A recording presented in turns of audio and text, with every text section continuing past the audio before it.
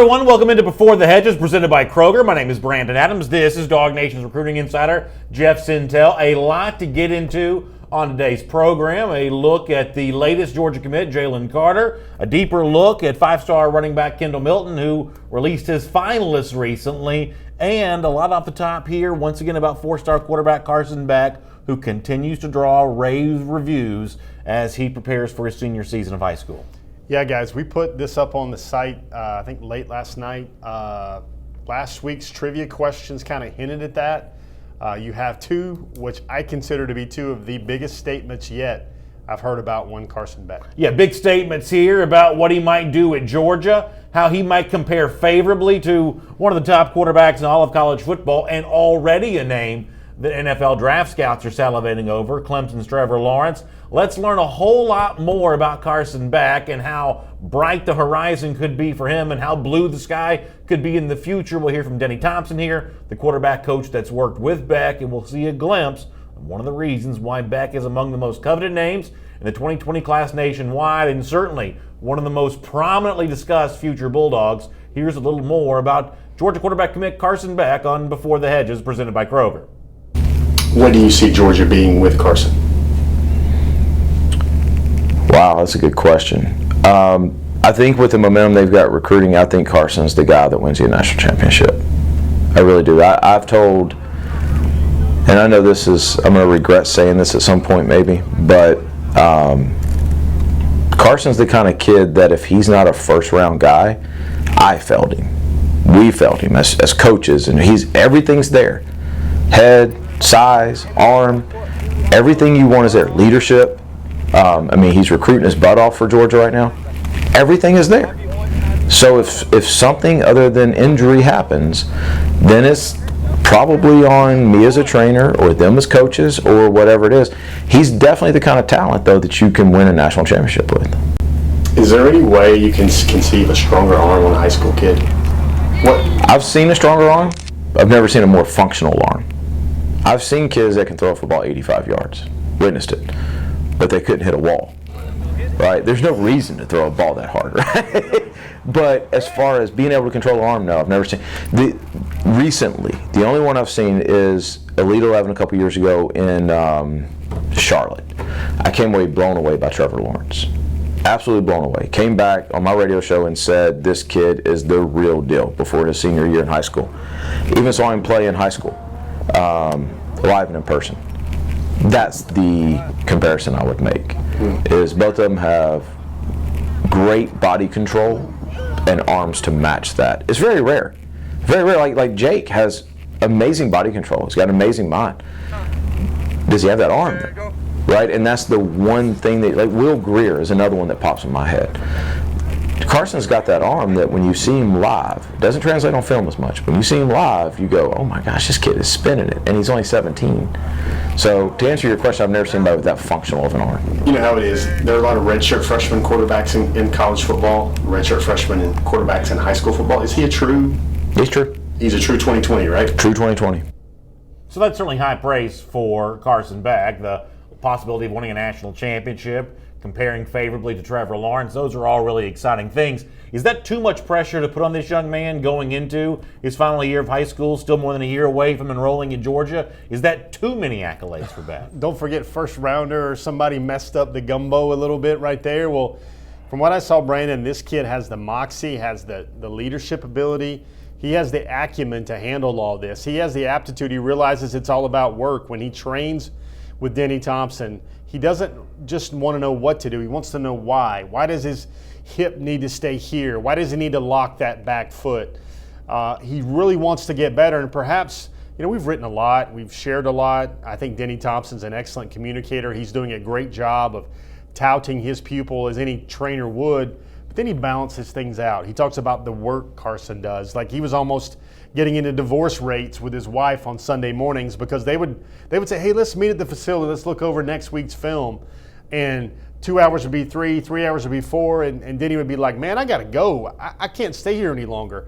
And he said by the time Carson Beck hit the practice field on Monday for the state playoffs, he felt that team they were facing on Friday night was already beat because of the preparation And when you have that arm, that functional arm he has right there, and then he prepares like a Jake Fromm with a Matt Stafford, Jake Fromm mind, Matt Stafford arm. We heard that about Carson Beck last week. You've got a really special player. Nate Thomas says it's high praise in our Facebook comment section. C. Hill on YouTube says, I love Beck, but it's a tall order to compare him to Lawrence. I mean, I think one of the things we'll think about Trevor Lawrence, going back to his time playing in high school at Cartersville, was this was a guy who had played a lot of high school football. I know high school is a far cry different from college. I'll never pretend otherwise.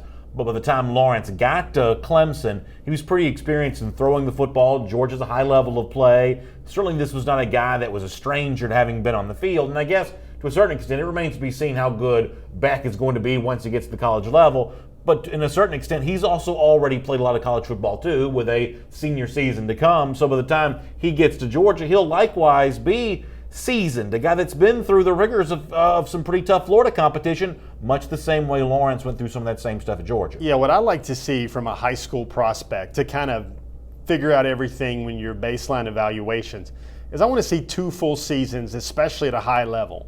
Well, Beck's already had one. He ended up being Mr. Football in Class 8A in the state of Florida. That's the biggest big boy football there is for the Florida High School Athletics Association.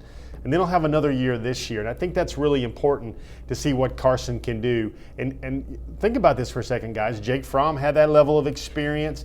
Justin Fields did not have 2 full seasons starting at Harrison. And maybe that's one thing you look at when you wonder, how can guys not play in college the way they performed and tested in Campton High School? Final comment from me on this comes from Bill Kelly on Facebook, who says, I hope Georgia doesn't have to wait until Carson Beck gets here to win a national championship. Because that is one of the things that Denny said there, was that he thinks Carson Beck's going to be the quarterback to bring Georgia a national championship. A lot of Georgia fans would love to see Beck win one, but they hope he's not the one that ushers that in, because that means waiting a couple more years. Yeah, I knew you would like that comment right there. This guy just really loves Georgia, already recruiting his butt off, I'm quoting Denny Thompson from that montage of video right now. So Carson Beck, and when you talk about the Trevor comparisons, I think the arms are there, but you got to have a little moxie, and he's already got some of the hairstyle to be that Pantene shampoo model, which is what Trevor's all about. All right, later on in the program, we're going to hear a little bit from Joshua Braun. Braun, a very impressive offensive lineman, potentially in the mix for Georgia with its 2020 class. Also a special guest on today's program with a connection to 5-star linebacker and UJ commit McHale Sherman. That's all on the way here and before the Hedges presented by Kroger. But at this point in the show, you know what we do each and every week. We check in on the top targets, these big names to know for Georgia with its class of 2020. In fact, let's check in on them right now. I've heard some rumblings, a little change at the top, and indeed we have one now. The number 1 recruit on the top targets list now is 5-star cornerback Kelee Ringo, back in Athens again for the scavenger hunt this past weekend. In fact, we have a little bit of graphic evidence of the fact that Ringo was there. Here's a picture of his family, Dan Lanning. No snake in this pic, but clearly the Ringo clan having a great time in Athens. Is that why Ringo moves up, because of how much he's enjoying this situation right now? Well, quickly, let's look back to that picture. Brandon, how many Bulldogs do you see in that picture? Several, I guess. I see one big one there for sure. Yeah, you could take that literally, figuratively, or whatever. There might be, you got Dan Lanning, you got Nick Williams, you got Charlton Warren, you got Kelee Ringo, you got his mom, Trilly Hale. You got a lot of potential Bulldogs in that picture. Some people might even see the maximum number of Bulldogs in that picture. In fact, I know you got a message about this on Twitter regarding Ringo, a phrase that you used before. Somebody kind of threw it back at you, or one of the Dog Nation readers saying that he thinks that Ringo is the, as you've said before, the most committed, uncommitted prospect in the country. And part of the reason for that was some celebration that Ringo had done on social media after Jalen Carter made his announcement to commit to Georgia. Is Ringo kind of in that group right now, or are things really going that well for Georgia and Ringo right now? I think I'll use the facsimile of that emoji he used. I'll just use something like this. There you go. Maybe the face says everything you need to know there. And one thing there, to answer your question, why is Kelee number 1? I just decided football player, need 10.4 speed in the 100, coveted player, another 5-star, another guy that could potentially galvanize the class, who's already well connected with all the potential commitments and everything else. Kelee Ringo just simply checks every box. And then you hear a little bit about Milton. It's not the Ohio State, the LSU stuff, but he didn't blow the doors away. What I mean by this, goodness gracious, he only had a 110 spark rating out at the Oakland opening. Don't think he tested really low in the 40-yard dash. Keely Ringo's not falling, is your new number one on the top targets list for Dog Nations before the Hedges. But folks, let's be serious. Kendall Milton's not falling very far at all. Well, speaking of that, let's move on to name number 2 on our list. There you go. There's the Ringo, Keely Ringo with his mom and the snake, the picture that I'm never going to get out of my eyes. That's an amazing thing to see. Let's move on to name number 2 on our list. On our top targets, checking in on the 2020 names here on Before the Hedges presented by Kroger. And we do get 5-star running back Kendall Milton from California now as the number 2 name on this list. And Milton gave us some news a little earlier within the last few days, releasing his top 4 schools, 3 SEC schools and a team from the Big Ten. You get Georgia, Alabama, LSU, and Ohio State on this list. We're going to do more on Milton later on, but one of the names that you don't see on there, at one point in time had been a strong connection to, and that's Oklahoma. So Oklahoma out, those 4 in. Texas out as well. That was a school that had thought. Oregon out. That's a school that had a thought about Milton as well. So a lot of thoughts out there about Milton, but those are his finalists. We'll have more on Milton coming up in today's program. For now, let's move on and look at name number 3 on our Before the Hedges top 2020 targets list. How about the 5-star athlete, tight end, we'll call him Rick Gilbert. Not in Athens this past weekend. He was in Tennessee instead. What do you make of that? He did the Georgia Scavenger Hunt 1.0 back in 2018. He did it with his dad. That trip was a smashing success, I am told. I don't know if he posed with sunshine or not, but we can't hold that against him. He was in Tennessee. I'm told he was playing some paintball on the field with a lot of volunteers. Harrison Bailey, the quarterback at Marietta High, those Blue Devils, definitely recruits him harder than anybody in the country, wants to play with him on the college level as well. Name number 4, top targets 2020 here on Before the Hedges presented by Kroger. How about 5-star defensive lineman Jordan Burge? Trying to pull him out of the Palmetto State. Not going to be an easy thing to do, but this visit this past weekend for Georgia certainly would seem to have to help. Another get cozy visit for Georgia and Birch. Remember, he was back at G-Day. Everybody saw those other pictures that the Ringo family tweeted out where Birch and Keely were both in the same hunt party for the scavenger hunt. I'm told that scavenger hunt was very interesting. Someone stole a golf cart, ended up hijacked or borrowed a golf cart, ended up somebody winning that maybe had a chance not to, or somebody had a chance to that didn't end up winning.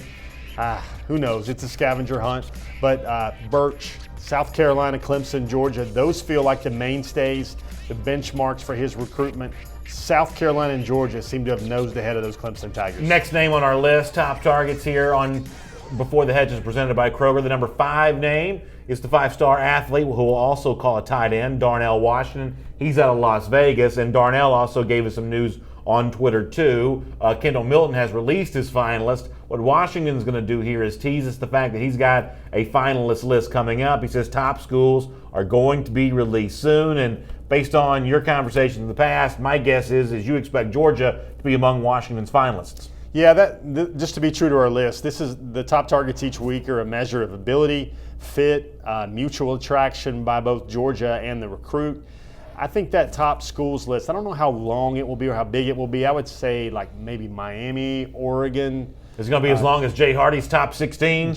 It will not be that long. It will not be that long. Be very interesting to see how many schools he places as stakeholders in his recruitment, though. All right, let's run through a few more of these. Name number 6 on the list for our top targets here on Before the Hedges presented by Kroger. How about another running back, Marshawn Lloyd? I've told you before, Jeff, I want to see Georgia get both these guys, both Milton and Lloyd. I think they're crucial for this 2020 class. So I think this class could be, the Gurley Marshall, the Sony Michelle, Nick Chubb, the Todd Gurley, Keith Marshall. You've got all those guys potentially, those 2-packs Georgia likes to get. Let's not forget Zamir White and James Cook.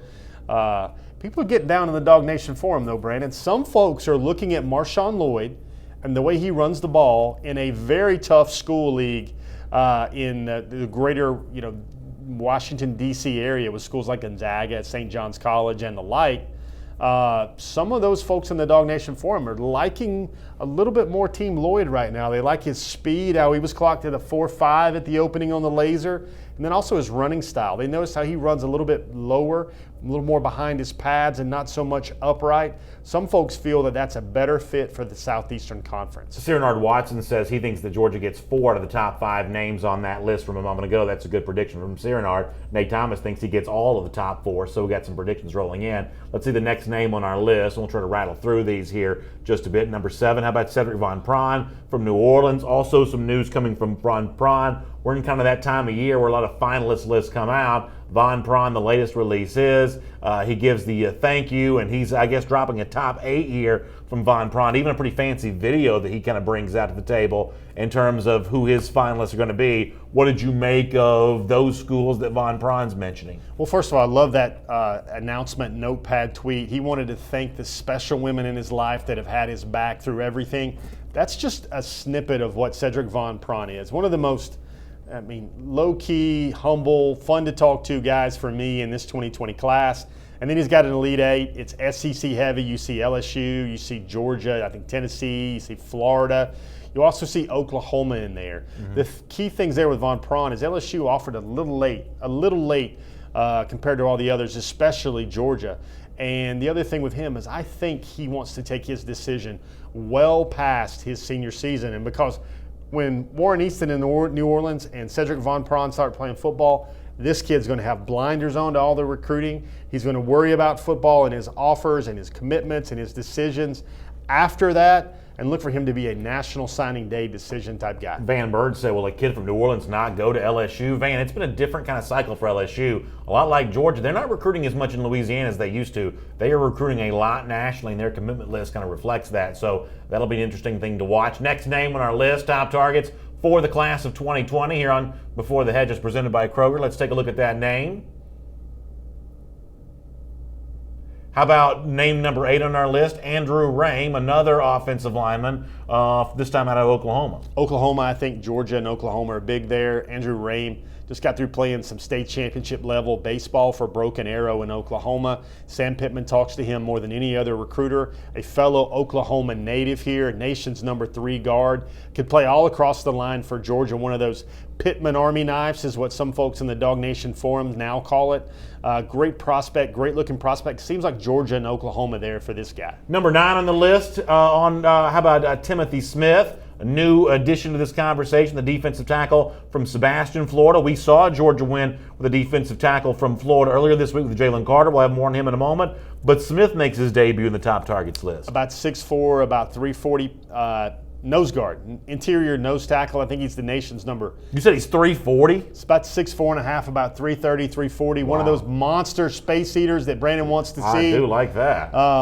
The Alabama mold of defensive lineman is what we're talking about here. Timothy Smith, that's a name you hear connected with Georgia a lot, even in the Dog Nation forum, giving props to that again one more time in our show. But Timothy Smith, everybody that wants Georgia to just go back for several trips at the buffet line on the defensive line board for 2020, and that's what the Bulldogs are aiming to do. Final name on the list, at least as far as the top 10 is concerned, on Before the Hedges presented by Kroger. Our top targets for 2020, Jacoby Cowan. Really interesting preview you had of Cowan at Dog Nation, or profile is probably the better word to use, at dognation.com, including some conversations he's been having with some other names on this list. It sounds like Cowan deep in the mix in the fold right now when it comes to UGA recruiting. We had to think of a hierarchy for you, Brandon. Does classified recruiting chatter rank higher than online chatter? Well, listen, I love the idea of the word classified got thrown around there, and you can check out the story at dognation.com to see more of the details on this, because it just sort of sounds like we're talking about, like war plans or, some sort of like Kennedy assassination, secret files. It just sounds very official when you call it classified. Would you love to hear something about a clandestine secret meeting from recruits at maybe a rest stop or a welcome center between borders where they discuss the future of the Georgia football recruiting class? I like anything like that. A lot of espionage and all that kind of stuff. That's great to see. How about those names that just missed out on being on this list? Let's reflect a few of these. Josh Braun, we'll hear more of him in a moment. Jay Hardy, Alex Huntley. Boy, this is a long list right now. Paris Johnson, Theo Johnson, that's the other tight end. Seth McGowan, a lot of online chatter about him to schools other than Georgia right now. Dwight McLaughlin, Marcus Roseby, who was on the list last week, he moves off. Trenton Simpson, who's called Georgia one of his finalists. Zykevius Walker, one of the few in-state names here. Former member of this list, now not on there. Darian Green Warren, got referenced by McHale Sherman on Twitter this week. Laneith Whitehead, that's an Athens product. And, of course, the 4-star defensive back, Avante Williams, as well. Jeff, is that all the names you can fit on the screen? Well, there's 14 more names, and they got 10 public commitments. There's 14 more names. But then we did a little something, Brandon. We put a little hot sauce on some of these names right here. You remember in weeks past where we had the weather report, and we had the map, and we had heating up over here, cooling down over here? I think Braun, Johnson, Whitehead, Green Warren, who's going to be visiting Georgia and Athens this weekend. He's going to be on a Saturday visit after the recent shout-out from McHale Sherman on Twitter. Trenton Simpson, I think that kid could eventually push 5-star status, especially when he gets through getting down what he's going to put down at the opening out in Texas. Marcus Rosemy is also a big-time receiver. You know, nothing trending cold on Zykevius or some of these other names on there. These are just names I want to call attention so they don't just show up on this slide as just part of the scrum, so to speak. Well, perfect about that. Now, one of the names to the top of our list was 5-star running back Kendall Milton. We'll have more on him coming up in just a moment. Before that, let me remind you about some great stuff going on at Kroger right now, including buy one, get one free on select items at Kroger with your Kroger Plus card. You can save on items from boneless pork tenderloin, Welch's juices, Pepsi products, Ruffles potato chips, and so much more. Check out your local Atlanta Kroger for more on that. All right, so Milton released his finalists. There's a lot of news that kind of comes out about that, including McHale Sherman, who's been very active on social media. Sherman also quick to give a shout out to Milton when it comes to that finalist list being done, and pretty clearly MJ Sherman still very much pushing for some of this kind of stuff to go down. Sherman says, just follow your heart, brother. And I hope I pronounced that correctly. You know what was said. They've kind of kept this conversation going. Brother. Yeah, that's what I said. Brother. That's what I said. You had 5-star cornerback Elias Ricks also kind of reaching out to Milton on this a bit too. Just basically encourage him to do what he needs to do. It's always a dream. Let's make it a reality. For a lot of Georgia fans, it would be a dream come true to have Milton as a part of this class. And then Milton followed up his finalist list with another piece of news as well, getting those official visits lined up, including this one scheduled for Ohio State coming up at the end of this month, stretching into the beginning of June. He'll be leaving California to go to Ohio. It took me like 20 minutes to figure out what all this graphic stuff means, but I finally discovered, okay, California area code, Ohio area code. He's going to be there May 31st, June 2nd. Sometimes I don't speak Twitter edit, so it took me a second to figure out what this means, but I finally determined what this was all about.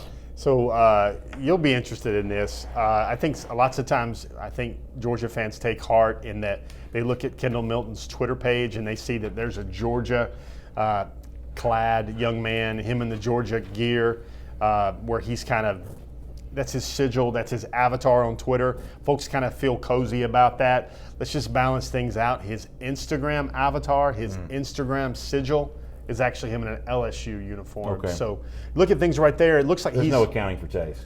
You look at things right there. What he's doing is definitely looks like it's speeding up his timeline. I think Georgia gets the official visit in the season. When is he going to take the Alabama official visit? But he's going to try and knock out Ohio State and LSU, both in the summer, both late May, early June. One more thing to think about. When we mentioned Elias Ricks, I want people to know this. Number 2 corner in the country going to LSU. He's a California kid. That's where Kendall Milton is from. Those two have thought warm, glowing thoughts for a long time about playing together in college.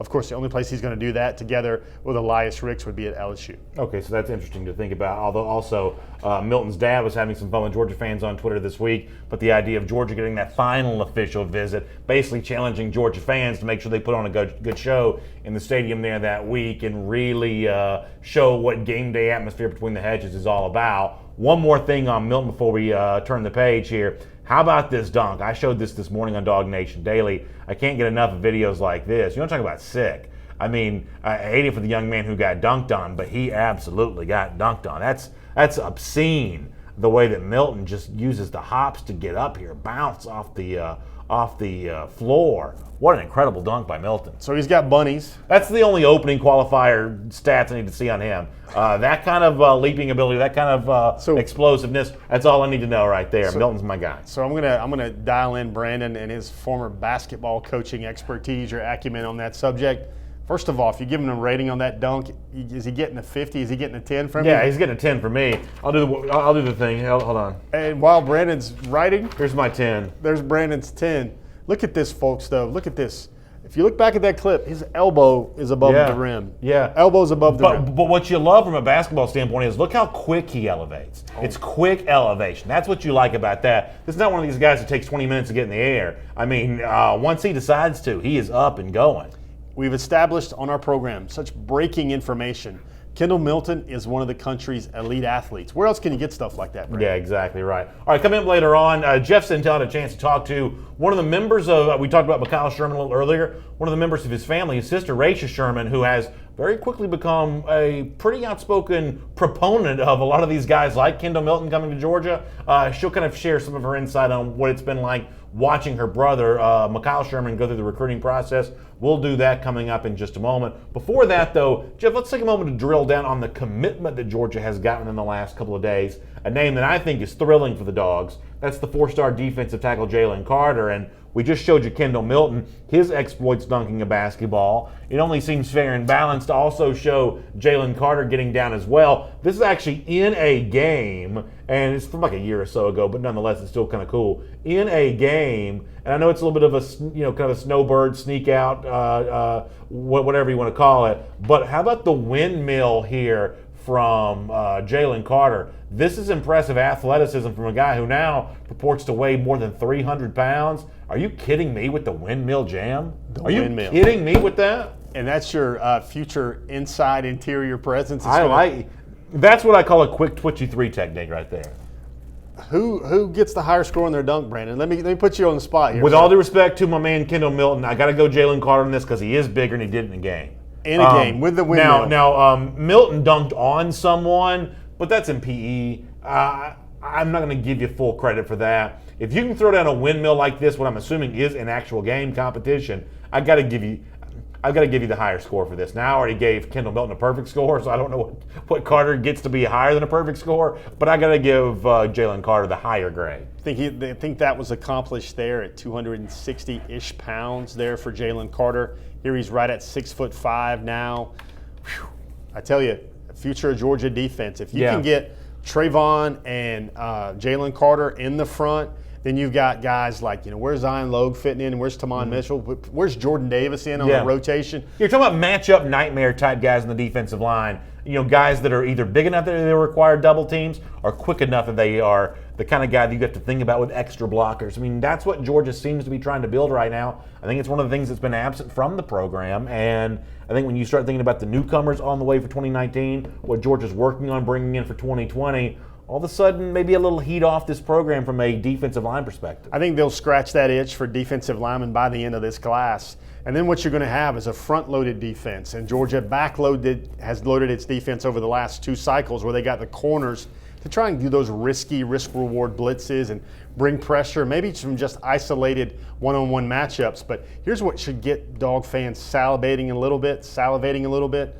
If you have a Trayvon Walker and a Jalen Carter rotating in with a guy like a Zion Logue, rotating in with a guy like Tamon Mitchell, rotating in with a Jordan Davis, think how clean they're going to keep a Nakobe Dean. For sure. How they're going to keep a Channing Tindall out at the inside linebackers to flow downhill. Exactly what Georgia had with John Atkins, and then a fast linebacker by the name of the Montezuma missile. Yeah. That young man's name, Roquan Smith. By the way, Georgia Peach on YouTube, yes, I did see Florida reportedly another player in the transfer portal today. That's certainly good news for me here as well. We'll keep the good news going on before the Hedges presented by Kroger. Let me show you a couple other quick pieces of video on Carter. This may be a little bit more within the realm of what he does in the football field, which, as much fun as the dunks are, that probably matters more. How about this level of athleticism to use more than just his size to get around a would-be blocker? Yeah, so he starts off and he tries to go to the outside shoulder right there. It looks like he's lining up as an edge guy there, not just a pure tackle. And then he spins inside to take him and beat him inside the swinging gate to get to the quarterback or get to the pylon dummy right there.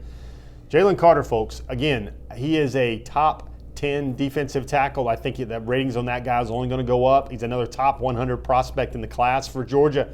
Feel very good about Jalen Carter being a Bulldog right now. Let me show you one more piece of video that's been kind of floating out there when it comes to a Jalen Carter. I believe this comes from his own Instagram feed here. Tell us what you see here on this video from Carter, kind of getting out and doing a little pass coverage as well. No, that's him, 88 right there, Brandon. Oh, okay. He's playing that. He played a lot of tight end for Apopka. Now look at this throw, Brandon. And I mean, if you want to rate our athletic ability from Milton, from Carter 1 and then Carter 2, look at that right there. That's your defensive that tackle. Grab, yeah, you like that. You like that athleticism for sure. The same guy that does the windmill dunk, jumping up, doing the one-handed grab. That's pretty easy to imagine how that guy can fit in on an SEC defensive line coming up pretty soon. I think it's great news for Georgia to get the 4-star defensive tackle Jalen Carter. Something else that was good news for Georgia was the recent addition of 5-star linebacker McHale Sherman. You love Sherman as a player. We've chronicled that many times. Something else we've also talked about is the way that Sherman's also been very active as a recruiter for the Bulldogs too. And he's not the only member of the Sherman family who has taken a vested interest in seeing as many players like Sherman also join this 2020 class. Yeah, I think some of Dog Nation has seen her a little bit on Twitter, Royalty Drip on Twitter. Just a charming, an intelligent, an excellent communicator type lady. And you talk about great Bulldog, maybe not mothers in this case because this is McHale's sister. Interesting young lady. We had a chance to chat with her. And before we see that, let me show you a couple of things that she's been doing on social media as of late. You talked about the hashtag takeover train. She's been kind of pushing that there, talking to Kendall Milton. I think Sherman's had a few more of these here really as well. Bring it home, baby, in reference to Keely Ringo and what they were doing. Really excited about seeing Sam Pittman being compared to Raisha Sherman as well as a recruiter for Georgia. That's pretty rarefied air to see her in there. Also really happy about Jalen Carter as well. So she's been very active on social media. Does that fit your active level there, Brandon? Yeah, that's what I like to see right there. A great advocate for UGA. And Jeff, you got a chance to speak to her a little earlier about kind of what all this process has been like watching her brother become a member of this class. Let's take a look at that conversation right now. All right, guys, we've got a special Dog Nation conversation here today on Hedges. You might know her as Raisha Sherman, Royalty Drip on Twitter. We had a chance to speak with her today about a lot of things. The takeover train, her brother McHale. What in the world does former Russian Premier Mikhail Gorbachev have to do with this story? You're going to find out right now on Before the Hedges. In your view, how much does McHale already love Georgia? The Georgia Bulldogs team has been really, really hot since 2019 started. Once we started taking a couple of visits unofficially, I started to ask him, like, hey, how you feeling? And he would say, I like Georgia. And that would be the first thing that he'll say, I really like Georgia. And the family loves Georgia for him. But at the end of the day, he's the student, he's the athlete, and he has to be the one to do this for the next 3 to 4 years. And so once he decided to choose Georgia, and he told us about Georgia, I was ecstatic.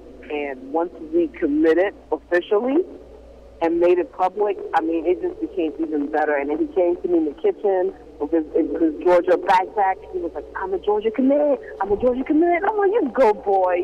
As long as he's comfortable with his decision, which he 100% is, I'm okay with it as well.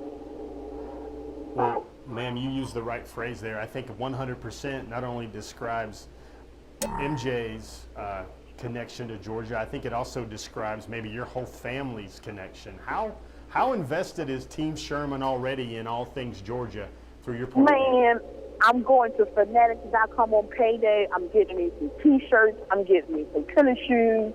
I got some little decals on my car that's in the mail that's coming from Amazon soon. I'm ready. This season I have decided for his final season at St. John's that the entire family is going with everything Bulldog and nothing St. John's. We might piss off a couple of people, but oh well. We're ready for the next level. I think he's ready for the next level. I'm sure he is. He's excited. I'm excited. It's just a matter of time. A whole year from now, we'll be packing up. And personally, we've seen a lot of our audience, our viewers, our readers, they've noticed you being pretty active on social media already. Do you take, I guess, a particular batch of glee in that? I mean, it seems like you get into it. Why does this feel right to you with maybe helping build the class or talk to folks on Twitter in your own way? Once McHale chose Georgia and it became official, it was kind of sort of letting me out the gate, because then I couldn't say anything before he said anything. And I had to, I said to myself, once MJ commits to Georgia, I have to get other kids to join him, because I know what kind of player he is. And I know that any person who plays with him is going to have a damn good time. Excuse my language. They're going to have a wonderful time, and he knows the game. He understands the game. He's a wonderful leader. At such a tender age of 17, he's a great leader. And who wouldn't want to be on that hashtag takeover train? Brought up the takeover train. Tell everybody about your thoughts on the takeover train, and who do you want to be on that takeover train along with MJ? We're picking up Rutledge. I found out about him about maybe a week and a half ago. I started learning about him a little by little. But right before I started to even say anything, he had committed. So I was totally fine with that, because I think he committed not too long after MJ did. And then so we got him on the takeover train. We're definitely looking for Eric Gilbert. I want Kendall Milton. I've seen his tape. I think he's a wonderful running back. I think he deserves to play at Georgia because of his game skill. We definitely want him on that train. And, at the end of the day, once that train parks at Georgia in 2020, those college games on Saturdays on TV or live if you're there, they're going to be wonderful. They're going to be fun. You're going to lose your voice. I know I am. I'm ready. Was there any point along the process where you thought you had an idea what kind of cards It he was was holding? it was Georgia when they offered him. It was Georgia when they offered him. At least in my mind, it was Georgia when they offered him. When he called me, I think I was at home. He's like, "Oh my God, Georgia just offered me," and I'm like, "Hell yeah, kid!" That's what I'm talking about with him, because we know how we raised him, and I know what his comfort is, and his comfort is in Athens. So once he confirmed what I wanted for him, he was like, and I asked him, I said, "Don't do it because I like it. Do it because you like it." He's like, "I love it. That's where I'm going to go." I mean, he has a wonderful relationship with Dan Lannon and Kirby Smart, and that's important, because those are the guys that's going to shape his future. Those are the guys whose values he's going to become a better father, a better man, a better husband. That's everything is built on that, and I have been in their company, and I approve. That's her approved. Well, there you have it, folks. She's Royalty Drip on Twitter. Some people have seen her, interacted with her. I think there's a tweet out there that said she is the second best recruiter on the Georgia staff right now. I think there were not the Georgia staff. No, I'm just out here on Twitter. Well, guys, as you can see, Rayasia, 5-star communicator, is a family of excellent communicators. Follow her on Twitter, Royalty Drip. And ma'am, Ribs, we thank you for joining us today on Before the Hedges on DogNation.com. Anytime. It's a great personality, and as someone who likes Georgia, and there's nothing that fills me with more pride than knowing a family like that is excited about her brother, someone's son coming to be a part of this program. I take great joy in knowing that the Sherman family is as happy with their choice as they seem to be right now. Really, really great lady. She comes across as the same bubbly, hype, life of the party personality everybody sees on Twitter. And folks, this is DogNation.com. This is Before the Hedges.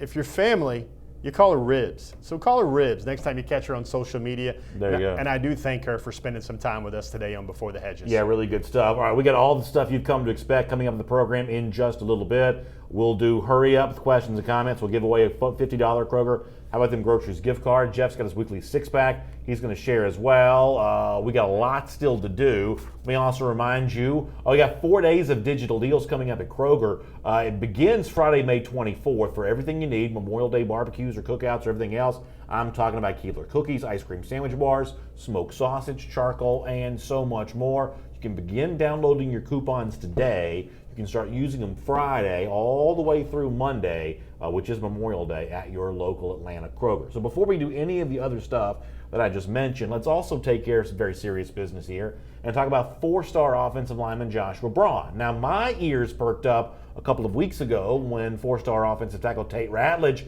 made his commitment announcement. He's coming to Georgia. Who's he wanting to bring with him? One of the names that got mentioned by Ratledge was Joshua Braun, an offensive lineman out of Swanee, Florida. And Jeff, you recently had a chance to catch up with Braun. I'd invite folks to check out the piece at dognation.com. But one of the things that comes up about Braun, as Jeff breaks down the film here, one of the things that comes up about Braun is the fact that he's got a lot of members of his family who've played college football before, including 2 brothers. What kind of benefit does that give him as he now navigates his own situation? Well, here's what Joshua Braun told Jeff Sintel about that. Know what it's going to be like, but I have a better understanding of how hard it'll be. So some of the kids who don't have family members playing at the collegiate level, they aren't aware that recruiting is just a smokescreen, and that once you get there, it's going to be 1,000 times harder. And so just having both my brothers having gone through that, I can have their ear, and they can guide me through this process. Now, what's interesting about that is brother's connection to Georgia Tech. So this is a guy that's a Georgia Tech legacy now, or legacy from the standpoint of his brother. So I guess that's not probably the proper usage of the word legacy, but clearly the family's got a connection to Georgia Tech, and yet when he's thinking about his own college journey, he's now thinking about UGA. And one of the things that Braun mentions to you about what he likes about Georgia is its academics, that and a bunch more. Here's more from Joshua Braun. They're great academics, but aside from academics, Tate Ratledge just committed. Playing with him would be good for my game, it'd be good for his game. Through the years, if we played together, we'd have a pretty solid tackle base. And there's another tackle coming in, I believe. So I think they have 2. The guys in my class will be best in the nation. The defensive linemen I'll be playing against would be best in the nation. If you're going against those guys in practice and playing with those guys on Saturday, you're going to be prepared for whatever comes at you. And so that's what I'm attracted to at Georgia. I think it's interesting to hear him say that. I do believe that not just the competition for who you have to beat out to be on the field and get those practice reps, but who you line up against during practice is certainly great preparation if you want to play the next level or if you hope to play the next level. Interesting to hear Braun articulate that. Where do you think things stand with he and Georgia right now? Well, you've got 3 officials. He just took one to Florida, to Transfer Portal University. Then he's going to go to South Carolina the end of this month. And then 2 weeks after that, right around June 15th, he's going to take his 3rd and final official to Georgia. So automatically, 3rd and final official, last official visit slot. That's the cozy place for Georgia. I want to redirect some eye candy here with folks. Joshua Braun, in my opinion, is not instead of Paris Johnson. Okay. Joshua Braun is a, heck yeah, take this kid, because of his mindset, Brandon. I mean, we wrote about him at length. There was just so much good stuff to write about. Tennis, swing dancing, how 2 brothers that used to look at him like the Georgia degree compared to the Georgia Tech degree, how he went to Georgia, and they're literally in the car, Brandon, and his dad's like, no. Why am I even going here? Why am I even going here? I'm not going to go to Georgia.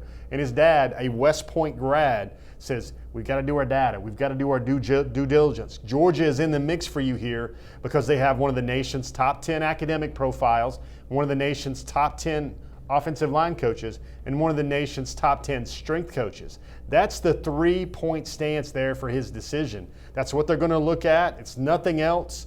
And Georgia checked really highly in all those boxes, and that's why he made that trip. So I think it's interesting to hear you say this. So you think if Braun were to commit to Georgia tomorrow, which I don't believe he's going to do, but if he were to do, you think Georgia's still in the mix with Paris Johnson then? I think so, but I mean, it's Andrew Raym, there's Cedric Von Prawn there as well. But I don't think it's either or, if not he, then this guy with Josh Braun.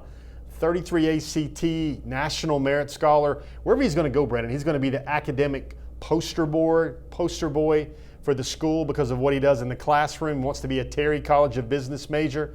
Let's get this real clear. He could be a guard. He plays guard, center, and tackle for Swanee High in Florida. He could do all 3 of those positions. That rating's never going to be high. I know everybody likes that little eye candy. about the ratings. He doesn't do camps. He doesn't do openings. He doesn't do rivals. He doesn't do 5-star challenges. He doesn't do Under Armour regionals. He believes his football life, his football DNA is his game film. What I really love about him is when you talk to him, he realizes that he doesn't need to start at Georgia or Florida or South Carolina until he is the baddest, Samuel Jackson voice here, mofo on the offensive line. What I mean by that is he wants to be the guy, a dominating player wherever he goes in the SEC before he earns the right to play. Don't just give him playing time. He feels he has to earn the right to playing time. And then when he starts playing, look at his brothers. They've all gotten bachelor's degrees and then master's degrees. They've had redshirt seasons. Then they end up starting for like 30 consecutive games in his family. Josh is the biggest. He's the biggest size athlete in this family, and a lot of folks that have master's degrees. And what he thinks about college, and this is the West Point training and the Army influence here, he's not going to leave wherever he goes until he's soaked up everything from the strength coach, the line coach, the university faculty. We're talking about lecturers. We're talking about professors. He's not going to leave the school he chooses until he's soaked up everything he possibly can, because this family looks at it, why offer yourself up to the NFL unless you've not totally maximized yourself as a football player yet? Just fascinating conversation with his family. Interesting young man, to be sure. You can read more about him at dognation.com. Before we do Six Pack, let's check in on some online chatter for this week, including Cam Large, who was recently on a Georgia visit. Said he has an amazing weekend, can't wait to be back. He even takes a picture there with sunshine. Tell us a little bit about Large. So Large is Large. He's another good offensive athlete there for Georgia, another tight end. And people start going, Jeff, don't complicate my life with Eric Gilbert and then Darnell Washington and then Theo Johnson and now Cam Large. Cam Large is another guy. You look at his film, he is a dominator on the field. He is a guy that's an energy cell for his team, plays both sides of the ball, makes a lot of plays, very passionate player. And Todd Hartley, what he has is a board of USDA, grade A, the finest cuts of tight ends. He's getting them the chance to see Georgia. And then the final thing is a part of our online chatter segment for this week. I know some folks at the forum at forum.dognation.com were having some fun with me on the likelihood that I was also having some fun with Florida. Of course, that's a part of the regular conversation on Dog Nation Daily, which is the show I do each and every morning, about the fact that I am a Gator hater. And yeah, this offseason, it has been a ton of fun. I'm glad to see the folks at the forum at forum.dognation.com enjoying that. However, we're almost getting to the point now where I feel like the corner that I've been standing on for a while, Florida's overrated, Dan Mullen's a blowhard, I feel like that corner's starting to get a little crowded now. I feel like there's some people encroaching, I'm talking about media types, encroaching on the spot I've been standing there for a while. It's almost getting to be now passé to point out just how little substance there is with the Florida program. Brandon Stradamus, folks. He appears every week, 10 a.m. on Dog Nation Daily. Also jumps in the forum once in a while. I'd like to thank James Twitt, give him a shout out. He's a funny dude. You see a lot of his wit there on in the Dog Nation forum at times. But to paint the picture there with the mental imagery of you running barefoot through a field of clovers, don't know if I need to Frolicking. Frolicking. I might even be frolicking in a field of clovers with how bad Florida's been as of late. I literally might be absolutely enjoying every minute of that for sure. Something else I enjoy here on Before the Hedges, presented by Kroger each week, is our weekly six-pack. Jeff Sintel comes with the trivia questions. They stump us, sometimes for the right reasons, sometimes for the wrong reasons. But nonetheless, they are always a ton of fun. And I turn the floor over to you one more time to deliver it to us here today. Speaking of emoji faces during the Keely Ringo segment of the Top Targets, I might have an emoji face for that. Sometimes they stump us. Let's go, Brandon. This first one, we're going to, I guess, start off with a Brandon Adams question. Oh, wow. Hopefully I can get this one right if it's about me. Which recruit do you feel that Brandon Adams has talked about the most on Dog Nation Daily? All right, in the history of the program. History of the program. And by program, I mean Dog Nation Daily, not the UGA program. Trayvon Walker, Jaden Hazelwood, Justin Fields, Jacob Eason, Tyson Campbell. So Campbell would be close. Eason, it's hard to remember back then. Were we just obsessed with Eason all the time? We probably were. It seems hard to remember. We were on the air back then as a podcast only. It's probably either Hazelwood or Fields, to be honest with you. Two guys, and boy, BA knows how to pick them. If those are the two that I've been talking the most about. BA knows how to pick them. But it's probably either Hazelwood or Fields. I'm going to defer to other people on this. Emory David Davis says Jaden. It very well may be. Van West says Fields. Chris Haggard says Hazelwood. I certainly talked about them a lot. Jacob Thompson's laughing about the fact that I got a multiple choice question about myself. So it's either Hazelwood or Fields. I really don't know between the two of them which one it would probably be. I guess I'd say Hazelwood, although we talked a ton about Fields. I would bring on guests from all the various schools where he took visits, and because back then he was taking a lot of visits. And I would have them basically do a recap of the visit. So maybe it should be Fields. Maybe he was the recruit I talked the most about. But Fields was finish line back in October of the recruiting cycle. One thing to think about. Hazelwood did stretch a little longer. So we've got a lot of things, and it's kind of funny. J.W. Schwartz gets in there with a big woohoo pick 6 time. And as soon as the question is shown to the universe, we get a run of B's. We get 1, 2, 3, 4, 5, 6. Which one was B? Is that Hazelwood or Fields? B is Hazelwood. Yeah, you're probably right. It's probably Hazelwood. That's probably it. Brandon, your final answer was? I think I'm going to go Hazelwood. Did you go Fields or did he go Fields? I first said Fields. I'm going to change it to Hazelwood now, though. Look at him audibling at the line like Peyton Manning in Omaha. Our correct answer is? Yeah, and Tyson Campbell would have been another one. That has to be pretty close. You're right about that. Here's my prediction. I think that Georgia may get on in round 2 when it comes to Hazelwood because I believe he'll eventually transfer from Oklahoma. Ooh. Brandon Stradamus right there. That's my prediction. My prediction. That's interesting. Now, look at you getting out. I don't think he's going to have a happy freshman year because I don't think Jalen Hurts is going to do well. Number 2, Brandon. Please. Interesting little take right there.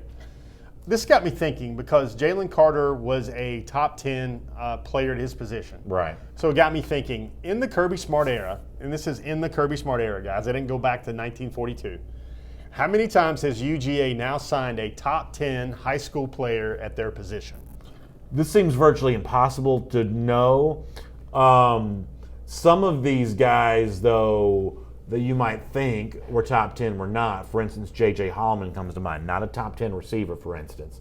So the number might be lower than the very highest total. I'm tempted to say either 55 or 49. I don't believe it's the highest. I don't believe it's the lowest. It's either 55 or 49. I'm going to say it's D55. I'm going to say D55. Looks like Ken O. Taylor agrees with me.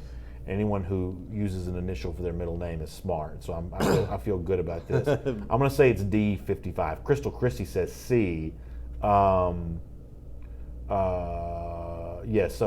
that's kind of Crow King 123 gives a D question mark. That's kind of where I am on this too, sort of D question mark. But I believe by process of elimination, just based on kind of a sort of a wild guess, I believe 55 seems like the better overall answer. So 2016, 2017, 2018, and 2019. Yeah. The question said signed.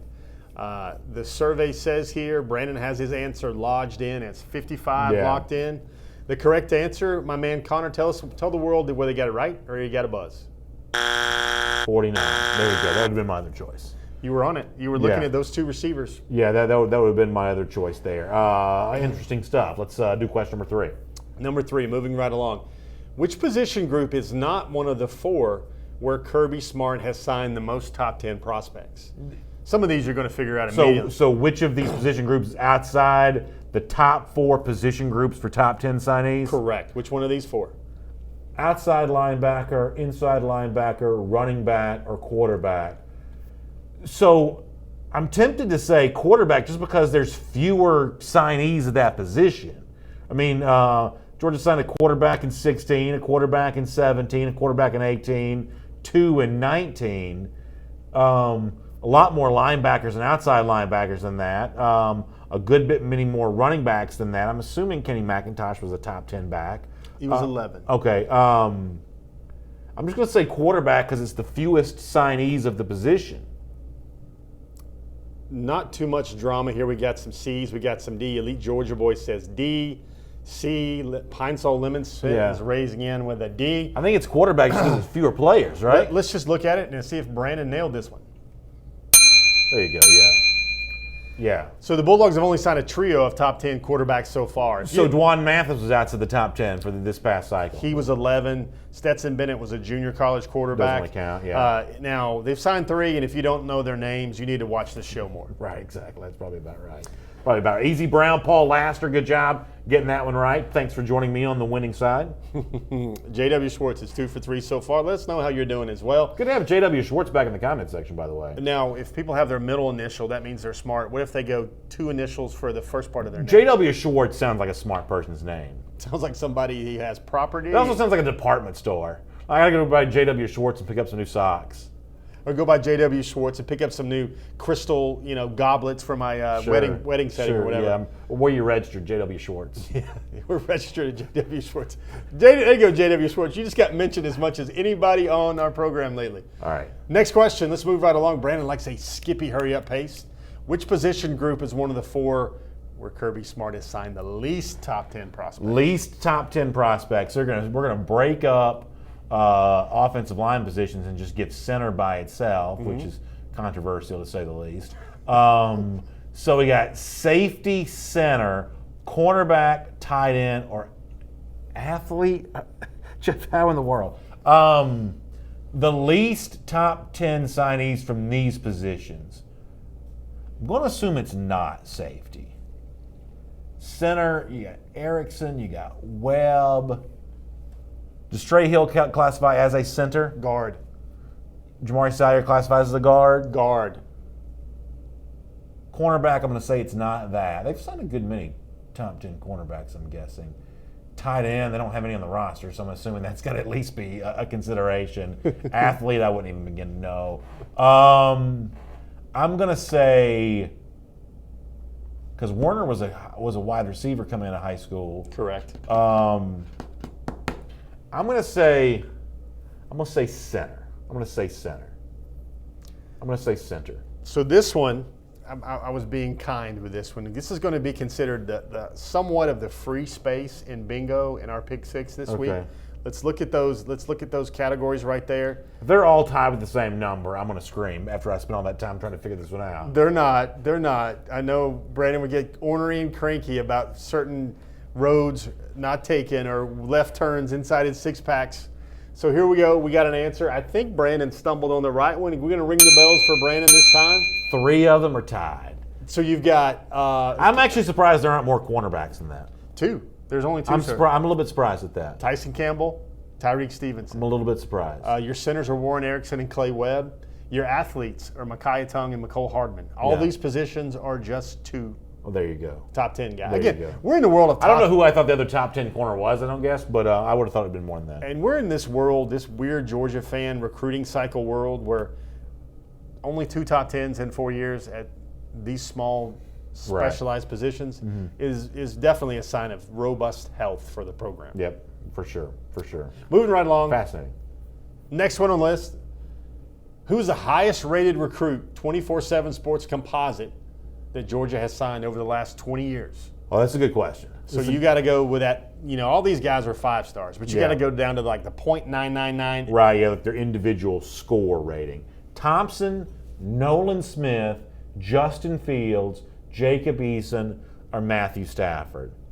Boy, this is a pretty good question. I'm going to say that it's either Nolan Smith or Matthew Stafford. I may be wrong about this. But I'm going to say it's either one of the 2. I know that Trent Thompson's the number 1 overall player. Nolan Smith, was he number 1 overall player last year? He was the number 1 overall player. Fields was not the number 1 overall player, so I'm going to assume that he's not the answer to this question. He was number 2, though. Jacob Eason was not the number 1 player in 2016, was he? No, he was not. So I'm going to eliminate him.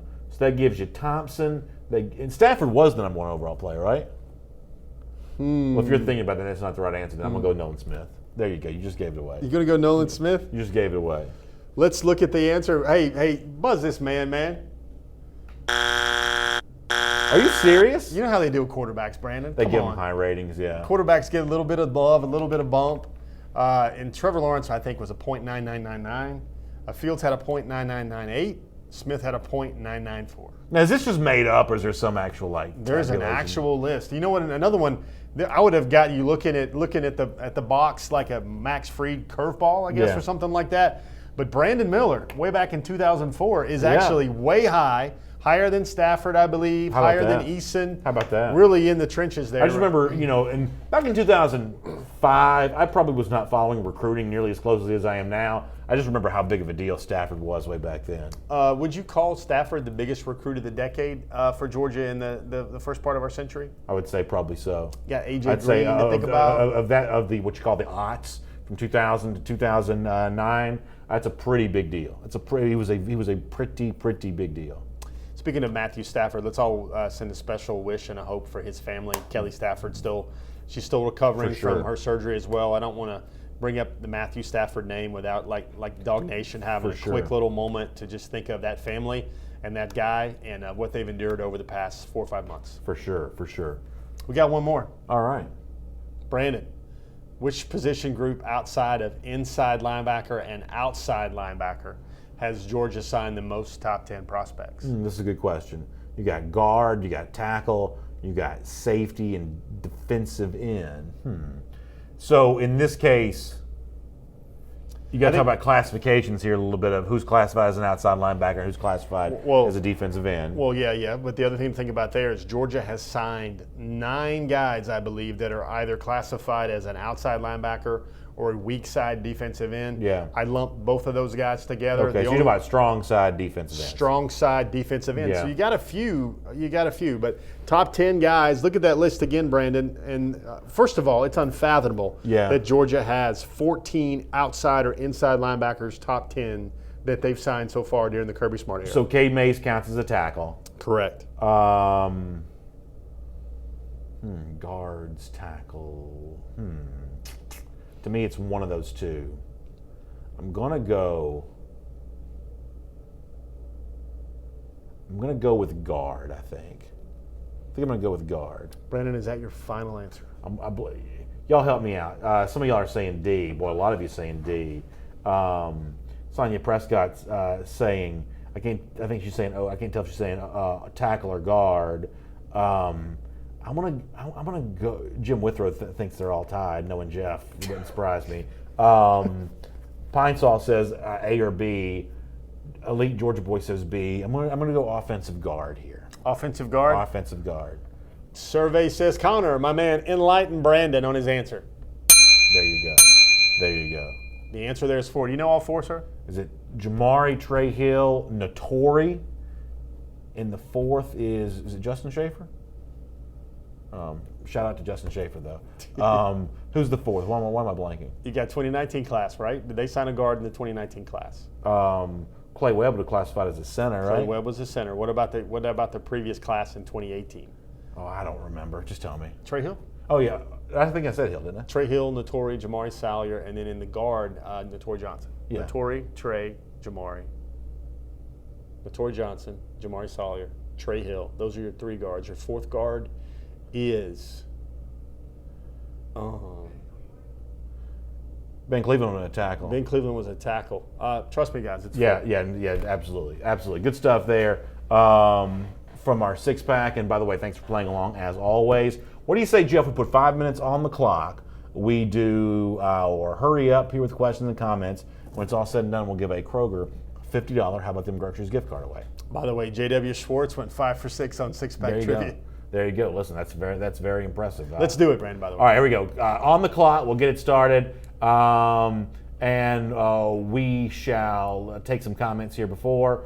Let's see what we got going on in the Facebook comment section. It always takes a while to get people commenting after they're always still arguing about some of the answers from before. So we'll give people a chance to get started. Bill Kelly says Smart's best recruits are coaches, and pretty clearly bringing in a Del McGee, bringing in a Sam Pittman have certainly beefed up what Georgia's been able to do with its recruiting ranks. Wow, would it be a tough one to determine who's the most effective recruiter for Georgia so far? Del McGee, Sam Pittman. I think most of you guys out there think that Sam Pittman has kind of caught the lead now a little bit. Oh, yeah, I think so. Just Dallas says, what receivers do you see as signing besides maybe Rosemead? Well, you've got Justin Robinson. He had some tremendous performance in his spring game last weekend. big, healthy, just looking the part. Folks need to remember that Justin Robinson was basically Georgia's number one target at receiver this year, and everything else Georgia does at receiver is down the line, down the board a little bit. Rosemy is obviously a major factor, major target. Georgia just also extended a recent offer to a speedster from Louisiana, another wide receiver guy to watch there. And he was also at the scavenger hunt this weekend. A Dog Life says, when is Ringo committing to the Dogs? What is the timeline for Ringo about what might happen next for him? Depends. I think that's very, very fluid. I know people use that term a lot in this industry, but I think that is very much up in the air about maybe he goes a long way, maybe he doesn't. It just depends on the mood here where they recruit. Will Marlowe says, are you glad that Pickens qualified? Will, I can certainly tell you that I am. I didn't expect it to be anything other than good news for Georgia on this front. And certainly I think he has a chance to be a very big impact player for the Dogs this season. To hear that kind of cleared up by Kirby Smart this week, I thought was really good stuff. CJ Davis says, who's going to lead the team in receiving yards for wide receivers and for tight ends? I expect a pretty good year for Charlie Warner. It wouldn't surprise me if Warner came close to matching what Isaac Nada did a year ago. Leading receiver from the receiving corps, though, who would you say? JJ. I think there's a chance somebody surpasses Holloman, although I think he's a very impressive player. Lloyd Dog says, any news on the linebacker Justin Flo? Okay, he's a guy out of California, really rated highly. Don't know whether his game and his film actually match up. Georgia wants to find an athlete at inside linebacker, guys like Channing Tindall, Quay Walker. They think they've got a pretty good target there in Trenton Simpson and Laneith Whitehead. I'm privy to believe that Georgia definitely doesn't rate Justin Flo ahead of both Laneith Whitehead and Trenton Simpson. I think those guys flash a whole lot of ability on film, and maybe they're also much better overall athletes. Justin Flo, to me, heck, he's a top 5 linebacker in anybody's book, a top 5 inside linebacker in anybody's book, but I don't know if he reminds you a little bit more of a Tresman Marshall, a little bit more of a guy like Reuben Foster for Alabama. Al Chandler says, how about the start of summer camp? It's not a set date, but it's generally speaking sometime at the very end of July. Georgia should announce that sometime in the next few weeks. Paul Laster says, can Jake Camarda be as good as Hot Rod next year? You expect big improvements from Camarda as a punter? Yeah, I think he'll take a step. I don't think anybody's going to reach Cameron Nizelek's proficiency in the 2017 season as of yet, but I think Camarda takes a step. It'll be very interesting what Camarda can show Georgia, perhaps as maybe he's an heir apparent to Rodrigo Blankenship at kicker, because Georgia's going to be very thrifty with the scholarships at kicker this year. As they should be. An ultra important June 1st specialist camp is going to take place. And basically, throughout history, traditionally, you've got to wow Georgia. You've got to kick with Kirby Smart and the whole entire staff watching. You've got to make clutch kick after another one. And if you don't kick with the head coach, kick well and kick out of your mind with the head coach watching, you likely will not get the offer. Greg Farrell says about Zamir White, outlook for him, over under 749 yards rushing for Zamir White. I think Zamir is going to end up with around 100 carries, 85 to 100 carries. I think he's going to end up. Why not? I mean, like, you got to remember, they want to use the whole season. They look how they used DeAndre Swift his first year, Brandon. DeAndre Swift only got like 80 carries, 85 carries his first year. Remember, they had 2 bell cows in Chubb and McHale, and that was in a 15-game season as well. I think Zamir 85 to 100 sounds right at the betting line, but here's what I'm going to do. I think he might end up with about 7 to 8 yards per carry, a healthy 7 yards per carry. So he might end up around 700, 725 yards. Jason Willoughby says, Lawrence Cager, do you expect him to make a big impact? I do. I don't know if he's one of Georgia's 3 leading receivers or not, but I certainly expect him to get a long look, just given the stats that he put up in a Miami uniform. Jeff, do you agree? I would be very interested to see. Here's my pick, and maybe this answers the bigger question. Jeremiah Holloman, Tyler Simmons, Demetrius Robertson, George Pickens, Matt Landers. Where does Lawrence Cager fit into all those guys? Does he become one of the top 4 Can't receivers? coach experience. Top 5 receivers? I mean, he's a big guy, but Pickens will be a special talent as long as he can play under control with his emotions. The same thing goes for Blaylock. Let's all remember Kearis Jackson. This is what Carson Beck thinks when he thinks Georgia has receivers for days. If you had to pull a guy out of that list who you think is least likely to be one of Georgia's top 4 receivers, would it be Landers? Would it be Pickens? Would it be Blaylock? Would it be Cager? That's what I'm thinking about with the wide receiver spot. if you ask me to name 2 or 3 of Georgia's top 4, top 5 receivers, I feel comfortable with J.J. Holloman. I feel very comfortable with Tyler Simmons. Who becomes 3, 4, and 5? I think that is the big question for Let me Georgia do one football. more, and I know our time has run out, but Chadwick Ivory says, Jeff, out of Jordan Burch, Jay Hardy, Alex Huntley, how many do you think we take at defensive tackle, defensive end, and which of those names do you still think could be a part of this thing? You got to throw Jacoby Cowan in there. You've got to throw you've got to throw Zacchaeus Walker in there as well. I think that's the defensive end, defensive line conversation. I think Burch. I think Cowan. I think Huntley is a little bit off the pace here a little bit. Zacchaeus is right in there. I think there's about 4 names there that Georgia would be happy with any 3 of those guys. Well, what did you say we give the $50 Kroger, how about them groceries gift card to Jason Willoughby? Pretty good question on Lawrence Gager. There you go. So congratulations, Jason. We'll be in contact with you about how you can pick up your gift card. Speaking of Kroger, don't forget that summer is served at your local Kroger with s'mores and so much more. It all means summer. You can purchase with your Kroger Plus card Hershey's candy and graham crackers for your s'mores and get a free 12-ounce pack of Kraft marshmallows just for free. So really good stuff there. I know you like a little s'mores around the campfire this time of year. Summertime, man. It is Hey, indeed. Dog Nation Days of Summer are coming up. If you guys want to get down in the forum, we've dropped some special perks to that event. Things that I'm hearing, the inside Dog Nation headquarters chatter about that event. We're hearing like reserve tables, reserve VIP tables. Somebody's going to be buying people their first drink. Good We've times.